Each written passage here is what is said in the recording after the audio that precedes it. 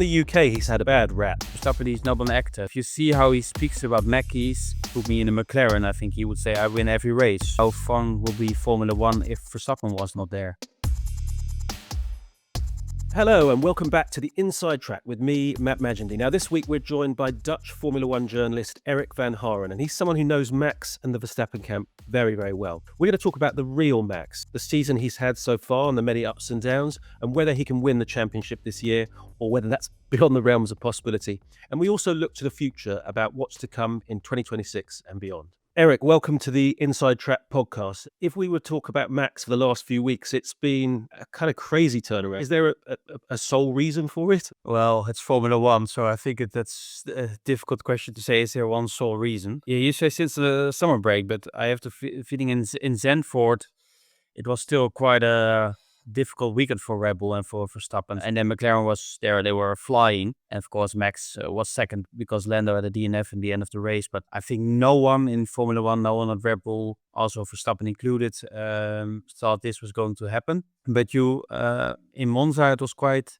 strange to see, or strange that showed for me as a journalist as well, that it matters that you are there a lot of times, because you could feel that weekend there was a change in the whole feeling of the car. If you saw Verstappen every Friday and Saturday, they were struggling to find the right setup. They have a very narrow window to work in, and since that weekend they found something. Of course, they have some upgrades. They brought some upgrades there and later in the month as well. But they changed the whole operating window as well, finding the setup. I think Verstappen has a big influence in that, and also the new team principal, Mekies. And since then, you don't have to be an expert to see that on Friday the car is working better already. Because Laurent and other people in the team have talked about the Max effect and him having more input. Can you give to people a sense of what that is? You saw as well last year in Monza, that was the weekend where Verstappen called the car of that year a monster. And then they went to a different way as well. And you heard also from engineers that his influence was really big. Verstappen himself, I think he would never say that about himself, but if you speak with people around him, but also in the team, and Mekies as well, we did an interview in Zandvoort, and the line who struck me most, and I used it in the headline as well, was that he said he was even better outside the car than inside the car. So he was talking about his feedback, his technical feedback, and what Mekies is doing now every Thursday or Friday, but most of Thursday, they are going to sit for like 20-30 minutes, speak about what they're going to do with the car. And in Singapore as well, there was rain 1 hour before the race, and I was at the starting grid, and I walked back to the garage a little bit early, and Verstappen was there, and they had a big talk for like 5, 6, 7 minutes with Verstappen, his engineer Lambiase, his performance engineer Tom Hart, Mekies, Helmut Marko, even Jos Verstappen was there, and they spoke about the tire they're going to use. And you see that at the end, Verstappen is making the call, and you see sometimes it's a blunt call, but 99% of the times it works. So I think his influence is really big in that, and Helmut Marko said it as well. It's a bit like maybe they use more common sense now. They don't rely that much on what the simulator Milton Keynes says. Of course, it's still the big asset, but it's more common sense, the natural feel of the car instead of the data, and I think that helps pretty well, because I don't think as a driver as well, you don't have a lot of practice days, so you have a few practice hours in a weekend, and if you before qualifying are still searching for the right setup and are a little bit in doubt what is best for you, then it's not good for your confidence as well. Is he sort of team boss in a way? Because he seems to have more influence than ever, Max. Well, I hope that's not the case, but I don't think that's a healthy situation. But I think his influence is really big, what I said, and not say that he's a team principal, but everyone in the team sees what he brings to the team, and sportive wise, but also marketing wise, selling shirts. It's all because of Verstappen. It's not because, with all due respect, it's not because of the second driver most of the time. Of course, Checo Perez had a big fan base in Mexico, and Yuki Tsunoda in Japan, for example. But Verstappen is the guy who wins the races for them, and a lot of times with not having the best car. If you see last year, after years where everyone said Red Bull has the best car, Verstappen, I think, since May, he didn't have the best car anymore in a lot of races, and he still won his fourth championship in a row. So I think it's quite natural that if you are like how many years he is there, 10 years now in the top team, that you have a big voice in a lot of things, and he has his technical experience and background as well. And it will be stupid for a team if you don't use that. Have you been even more impressed by him this season, though, with what he's done with the RB21? Yeah, it's also a bit it's difficult in this sport because you don't know for sure how good that car is. But the only thing you can look at is the second driver. And I don't think Liam Lawson and after 2 races, Yuki Tsunoda are bad drivers without talent. If you don't have talent, then you're not a Formula One. And Yuki Tsunoda did a good job at VCarb, the sister team. So I think that says a lot. And it would sometimes be good for us journalists as well to see what someone else in that car will do, or what Verstappen will do in a McLaren, for example. I think if you asked Verstappen, I tried a few times this year, he never gives me the answer, but I think you have to be confident as a driver in your own skills. And I think if you ask him, put me in a McLaren, I think he would say I win every race. If he is honest, but of course he won't say that because that will be every headline everywhere. But to come back to your question, I think it's really impressive because he had a big gap at the beginning of the season, and you saw his experience in winning a world title, not taking all the time all the risks. And now he can take more risks because he had nothing to lose. And then you see the pure racer. And his first pole position was only in 2019, so that's quite late for him because he won his first race in 16. But you see now the last year in qualifying on Saturdays, he never makes big mistakes. If you ask me the last time he made a big driver mistake, I have to go back a few years, I think. Of course, this year you had the moment with George Russell in Barcelona, which was a stupid thing to do from him, what he said the day after as well. But that's something different. It was part of all the frustrations that time. But if you see him qualifying, like in Baku, with those difficult situations and circumstances, you see Piastri making mistakes, Norris making mistakes, Leclerc making mistakes, although Leclerc is always really good in Baku. And Verstappen on a track, he never liked that much. He didn't make a mistake and won the race a day later as well. So sometimes he's a bit, it's impressive. And I have to say this year, maybe because he don't have the best car, and for months we thought he's not going to clinch the world title, that maybe there's more respect for him now, also from people who criticize him maybe a bit more the last couple of years, because they can see how much he extracts from this car. It wasn't so long ago that he was telling us journalists that he wasn't going to win another race this season. Now that's sort of happening, and consistently it looks like potential for more before the season's out. How buoyed have you found Max? Have you seen, is he different off the back of it? Well, he is since I know him as a journalist, he's always really relaxed. And I think after winning his first championship, there was of course a big goal of him and his father. That changed a lot, maybe, or not a lot, but maybe in his approach. But he is still the same person, I think, also still the same sportsman. So he always goes for the maximum, but maybe he's a bit more relaxed. And also this year, I think as a driver, if you can see I doing the maximum I can, and this is it, then you can do two things. You can be really frustrated, or you can think, okay, well, I do everything I can, and this is it. This is what it will be this year. And in Hungary, he said, I'm not going to win a race. I could imagine, because it was really, how do you say that polite? Not the best weekend for Red Bull that weekend. And then I think everyone thought, okay, if it goes like this, because McLaren look even stronger every week and Red Bull look even going more down every week, then there was not a very strange thing to say. And now, of course, now the whole situation is different. So it's also quite funny to see in sports that you never write off people that soon, or not too soon. But now it's a really interesting position, because in the media he doesn't have to say, oh, I'm going now for the world championship, I'm back in the game. Why would you say that? It's now still more than 60 points. No, you put the pressure on McLaren. They have two drivers to fight for the championship. Maybe we'll crash into each other sometimes, you never know, and then he can come back stronger. So it's really interesting to see what happens the next couple of weeks and months. There's quite a deficit to make up. But do you think behind the scenes privately, is he believing that fifth world title could happen, or is it just too far away from him? Yeah, I think he still think, okay, maybe it can happen. But I think he also knows that there's something strange to do, because I think you have to win almost everything, and then Piastri and Norris have to make mistakes or maybe have a DNF, and that's the only thing.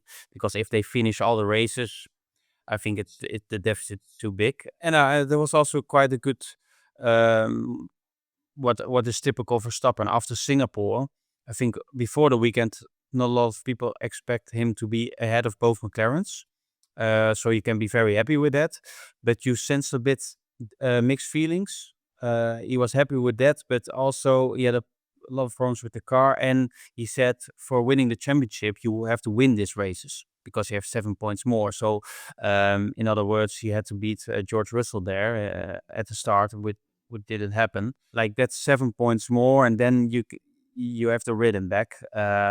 Because it's not only Norris and Piastri who have to make mistakes or DNS, but also you have to win all the races, and it's not always that easy for Verstappen in this car. But on the other hand, that we talk about Verstappen winning possibly a championship this year is quite a miracle if you look 1 month back in time. I mean, this might not be the right question for you, being from the Netherlands, because I think you've told me in the past how he's the superstar. He's beyond the sort of Virgil van Dijk's, whatever. He's the biggest sports star there. Like in the UK, he's sometimes had a bit of a bad rap, like, and I guess because he's the rival to a Hamilton or a Russell and Norris, etc. Do you think the perceptions of him are changing? It seems people are warming to him from elsewhere, or do you not really see that from where you are in the Netherlands? Yes, I think so. Also a bit natural, because I think people don't like an athlete to win all the races. Like in a few years ago, he was booed in Italy as well. And this year they cheers for him. And is that because they see him different? Maybe, but also because they see him now as the challenger and not as the guy who wins every race. I think that's one thing. But also, I think what helps him as well is that people see he's a genuine guy. He is straightforward all the time. Second thing, what really helped, I think, or third thing, not his driving skills only, but also that he did all the Nordschleife things in Germany. First, going in a GT4 car, having to get his license. People say, oh, wow, a 4-time world champion in Formula One is doing this. It's not feeling, oh, I'm the big star, I don't want to do that. Then 2 weeks later, drive a race there, win. So I think that's all kind of things would help, because what I said earlier, he's not a different person than he was 2 years ago, in my opinion. He's not a different driver, but maybe people see, okay, he just does what he wants, what he likes, and he's always giving a straight answer. He's honest. Yeah, I would say what's not to like, but yeah, of course, everyone can have their own opinion. But also this year, you also have to think how fascinating, how fun will be Formula One if Verstappen was not there. And I think that's also a good question, because I think it will be quite boring. We saw how the tensions within the team previously. You see there's a change in the Verstappen camp. Max, Jos and Remo Vermeulen, his manager. Does that feel a happier camp or not? Yeah, without a doubt. Jos was not at a lot of racetracks this year, not a lot of races. And of course, since the decision to split ways with Christian Horner, Jos was in Hungary, he was in Belgium the week before, he was in Zandvoort, he was in Singapore, he was in Baku. Of course, he has a lot of rally to do as well, so that was also convenient with his calendar. They feel more convenient there. It's more relaxed, because it was like since 1.5 years something. It was a bit in the Red Bull, and if you came there in the hospitality unit and stuff, it was a bit like if you talk with that guy, then if that conversation was over 2 minutes later, someone else came here. What did you talk about? That kind of feeling, and they had that same feeling, I think, and that's completely gone now. So I think that it's a more relaxed mood, and of course the sport of the results helps as well, right? If you have better results, the vibe in the team is better. What other changes have you seen and kind of impact on Max since Christian left and Laurent came in as team principal and CEO? Have you seen a shift there? Nowadays in Formula One, sometimes a bit difficult to see, because in the paddock it's so busy with VIP guests and stuff that the most drivers, Verstappen included, are going to their own private room most of the times, which is completely logical. But if you see how he speaks about Mekies, like Verstappen is not an actor, so if you see how he speaks about him, he really likes him as a team boss, and as the way he he talks with him, his technical background. So I think that changed a lot. And yeah, Verstappen is way more happy in the car. So happy Verstappen in the car is a happy Verstappen. So that helps as well. And don't, yeah, we never spoke about it. Maybe we'll ask him later this year. But I can imagine as well that his father is important for him, right? And it was not a secret that his father and Christian Horner uh, didn't have a good relationship anymore since like last 1.5 years.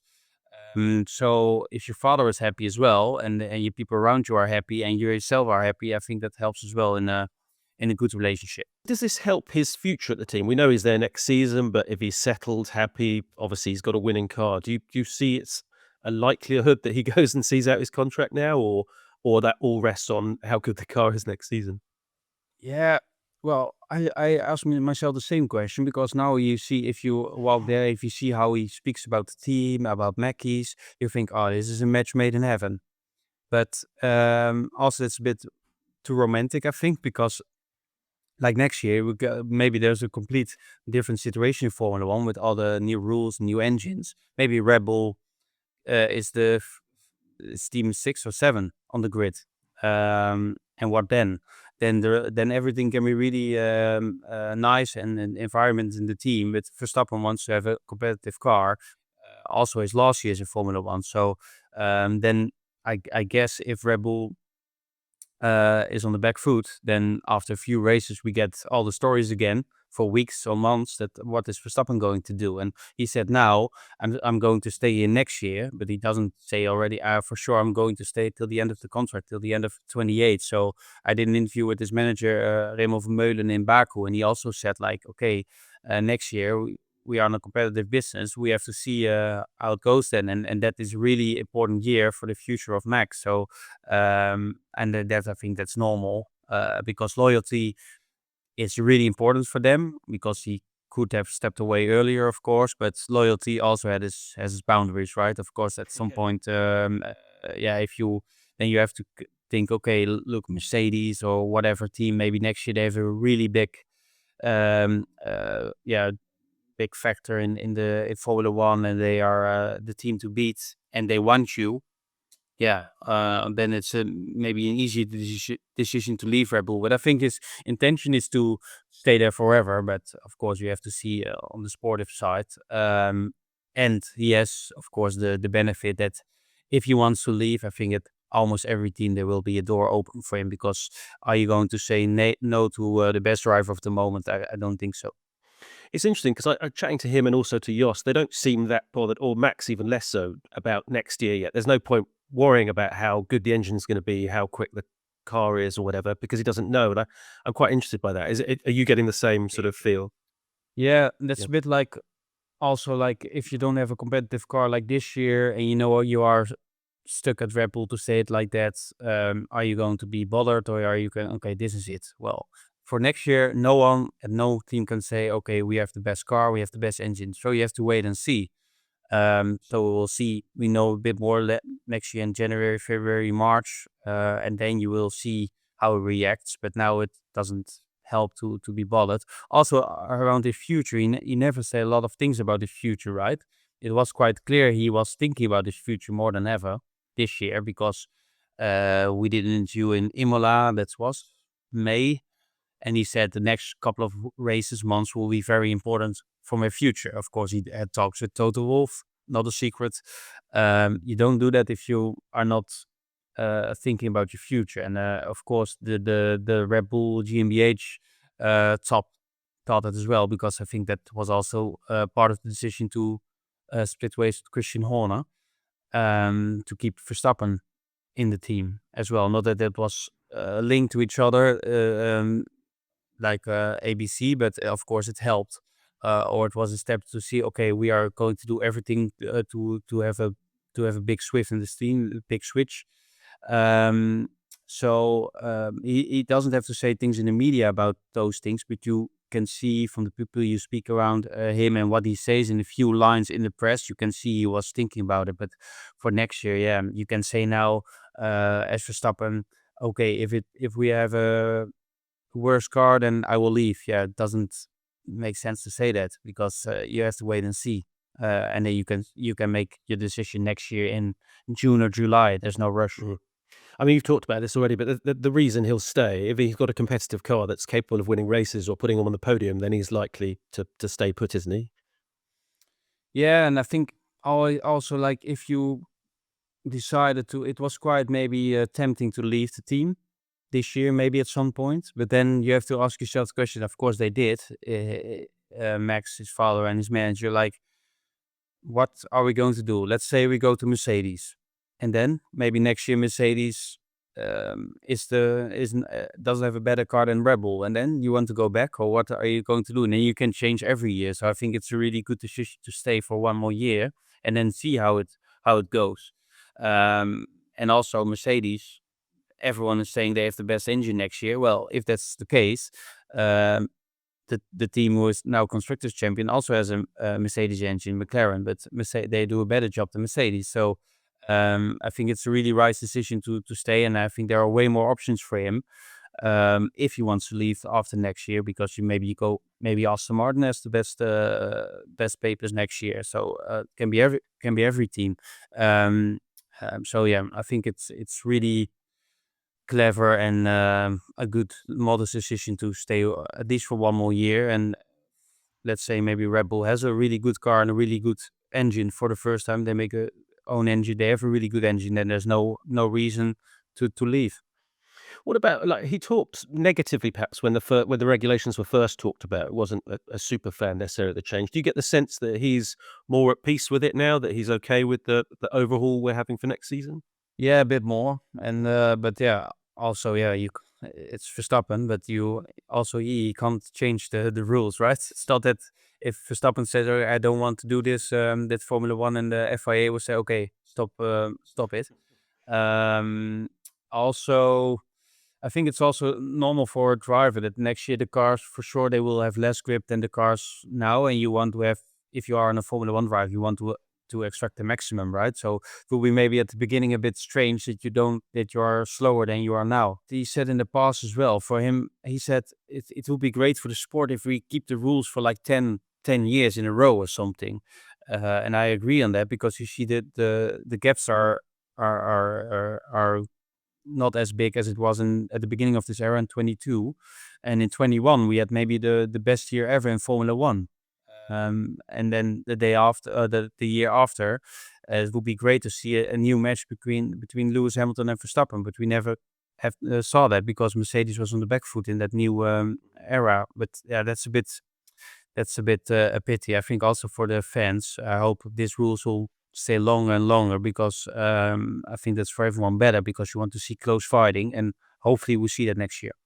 I was talking about this the other day on this podcast, that perhaps the new rules in some ways suit Max. His ability for multitasking seems to be even greater than some of his rivals. Yeah, that's true, but still he's not a magician. So if the car is too slow, then I think in details it can help, because he shows now that he can win races without having the best car, and he is really good in not making mistakes. So of course that helps, and yeah, if you see how his connection and his communication is with his engineer GP Lambiase, that's quite. If you listen to that radio, it's really impressive in some circumstances. So I think it can help, but it's only in details. It's not if you are half a second slower. That still is the case. If you had to pick out a standout moment for you from Max this season, what one would it be? If you see the onboard of his qualifying in Japan, which is truly a driver track, of course, yeah, that's impressive. And that was the situation. That was in a moment of time that Red Bull was really on the back foot compared with McLaren. But also his Imola and the start there with Russell and Piastri, it was impressive to see. Those moments really stand out. But also the whole Baku weekend, we talked earlier about that in the qualifying, not making mistakes, and the race being dominant. Yeah, that's all. All those moments are really really impressive. It's also a bit like we talked now for 30 minutes. It's also sometimes a bit awkward, because we speak now mostly about Verstappen. And of course, it's a driver I follow the most and write about the most. Sometimes as a journalist, it's also a bit awkward. You know, you want to criticize people sometimes as well. And of course, in the sport, or if you look at the choices Red Bull makes or other teams make, or F1 or FIA makes, of course you can be there's a lot of things to criticize. But Verstappen is sometimes, what can you say to criticize? He's doing a really good job as a driver. He wins races now again. What I said, of course, the Russell incident in Barcelona was a mistake of him, but that's it. Sometimes it's a bit awkward. Not that I want to criticize him, but it's sometimes a bit awkward that you are so positive about the sportsman you follow. But I can't help it because you have to, right? But then it's fun as a journalist that he's still doing things. You've covered his career for so long that he's still doing things that surprise you, perhaps, like Suzuka, like Imola, that still impressed you. And that's quite also refreshing. the way he behaves, and so he does sometimes on qualifying laps, so that you think, oh wow, where is he coming from? Can I ask you one thing? Yeah, go for it. What? Because you are quite inside the team this year. What was your view on Verstappen before this year, and did it change now? Now it's October. Did it change a lot? I wasn't as following every single race and stuff like you were, so I didn't have that front row seat, and so sometimes I fell into that perhaps British perception of Verstappen. A bit spiky. He could be a bit sort of arsey in the comments, and maybe overly aggressive on and off the track. But I couldn't have had a more different perception now of him. Like just seeing how warm he is to whoever it is, whether it's Laurent, his team boss, or one of his mechanics. You just see this incredibly sort of humble, down to earth superstar. I think is how I see him, and he's just a funny guy, laughing and joking, but also then being able to see that aspect of just how ordinary a person he is, and I mean that in a nice way, a complimentary way. And then he gets into the car and he just does this superstar thing. And I find seeing that up close and personal, that contrasting thing is brilliant. Yeah, you can also sense a bit with superstars from other sports, or from music stars who are sometimes at F1. If you speak with them a bit, and they are so like football players, they don't speak with the media days before for a match. And if they see him talking 10 minutes before the start of the race, they see him making jokes with his engineers, then he takes his helmet on and he's a completely different person. And that's really fascinating, I think. And also, as a journalist, it's not that he does it on purpose, but being himself. If you have the Russell incident in Barcelona, you had all the stories from months. Is he going to stay? Is he going to leave the team? Now he's winning race again. In the beginning of the year, he was the only one who could challenge the McLarens a few times. So he always gives you a story as well. And as a journalist, what I said earlier, it's really important that he's a good driver and a sports athlete. That's what matters the most. But it's never boring with him. That's all for this week ahead of Austin and the United States Grand Prix on Sunday. Next week, I'll be back with Rick Edwards to discuss everything that happened in Austin. Thanks for joining us here on the Inside Track podcast. Remember to follow us on Instagram, TikTok, YouTube, or all three if you fancy. Search for the Inside Track podcast or check out the show notes. The Inside Track is funded and made by BBC Studios, a commercial company that's wholly owned by the BBC. It's produced and edited by John Weeks. Video editing and social media is by Georgina Revel, and James Cook is the executive producer.